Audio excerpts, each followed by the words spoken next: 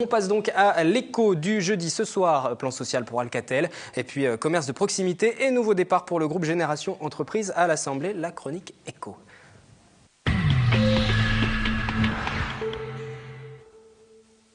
La semaine du commerce de proximité vient de se terminer, une 4e édition qui a permis de faire le lien entre la population et les commerçants locaux. Valérie Auribeau pour ce reportage.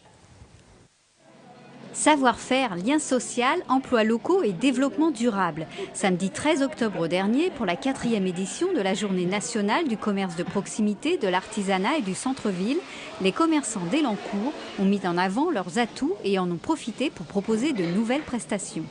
Ce soir, on fait une soirée zen,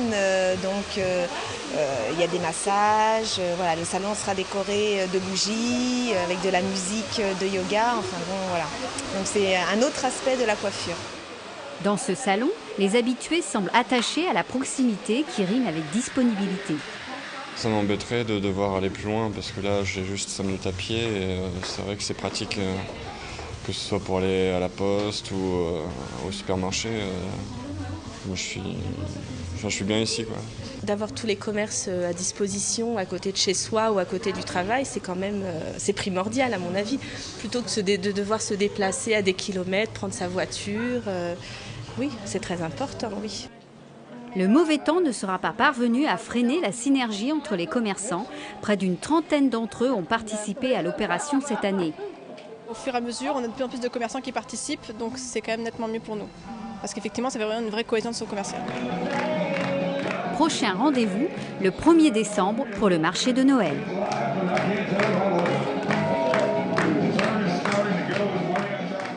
Nous parlons donc du commerce de proximité. On va continuer à en parler avec vous, Alice, pour cette chronique éco-commerce de proximité. Est-ce qu'il se porte bien, ce commerce de proximité ? Écoutez, ça dépend un petit peu des endroits dans l'agglomération. C'était la question piège. Voilà, exactement. Mais généralement, il y a quand même des groupes, des réseaux qui sont mis en place, notamment par la Chambre de commerce, pour un petit peu favoriser les réseaux d'entrepreneurs. Un nouveau groupe vient de se créer dans le centre Yvelines, exclusivement composé de commerçants. Nous avons assisté au lancement. On regarde ce reportage. Ok, allez, on marche et on accélère un petit peu le pas. Quand vous êtes trop près de quelqu'un, quelque chose n'est pas juste. Dès qu'il y a un espace de libre, vous y allez. Là, on vérifie. Ouais, c'est pas mal. Des exercices de théâtre pour faire connaissance. C'est la première fois que les membres du nouveau groupe Plateau du centre Yvelines se rencontrent. 22 groupes existent déjà dans le département.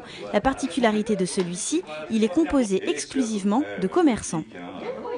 Jusqu'à présent, nous accompagnons uniquement des industriels, industrie, service à l'industrie. Et aujourd'hui, nous proposons d'accompagner les commerçants, commerce de proximité et service à la personne, via la méthodologie Plateau. Le commerce de proximité ne bénéficie pas d'accompagnement de ce genre. C'est un peu nouveau, les réseaux d'entreprise pour les commerçants. Et il nous semblait important qu'eux aussi aient cet outil pour pouvoir apprendre à travailler ensemble. Une méthode basée sur l'accompagnement de dirigeants d'entreprise par des cadres de grandes entreprises. Créé il y a une dizaine d'années à l'initiative de la Chambre de commerce et d'industrie de Versailles, le réseau Plateau permet un échange d'outils, d'expériences et surtout de contacts. Les groupes sont suivis par un cadre pendant 2 ans. Éviter la solitude, être dans l'échange. Qu'est-ce que vous en attendez ? Est-ce qu'économiquement, ça peut vous aider ?